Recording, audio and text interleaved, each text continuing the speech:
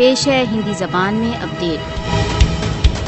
इस रविवार को ऑकलैंड, न्यूजीलैंड के आयोटा स्क्वायर में एक पृथक सिख भूमि के लिए जनमत संग्रह होगा। भारत की नितांत हताशा में न्यूजीलैंड ने सिक्स फॉर जस्टिस को ऑकलैंड में खालिस्तान के लिए जनमत संग्रह की अनुमति दे दी है। भारतीय दबाव के बावजूद मोदी न्यूजीलैंड में सिख जनमत संग्रह को नहीं रोक सका है। खालिस्तान जनमत संग्रह यूके, कनाडा तथा ऑस्ट्रेलिया में पहले ही हो चुका है। अपनी मातृभूमि के लिए जनमत संग्रह में भारी संख्या में सिखों के सहभाग ने भारत को विचलित कर दिया है। एक पृथक सिख मातृभूमि हेतु सार्वभौमिक समर्थन के गठन के लिए खालिस्तान जनमत संग्रह के परिणामों को राष्ट्र संघ तथा अंतर्राष्ट्रीय संगठनों के साथ शेयर किया जाएगा। भारत के लिए खालिस्तान जनमत संग्रह सिखों के जननाश को समाप्त करने हेतु एक सशक्त संदेश है। भारत को सिखों के स्वतंत्रता तथा आजादी के जन्म सिद्ध अधिकार को मान्यता देनी चाहिए। खालिस्तान आंदोलन विश्वव्यापी रूप से सिखों को एक स्वतंत्र मातृभूमि के लिए संघर्ष में प्रेरणा देता रहता है। सिख 1947 से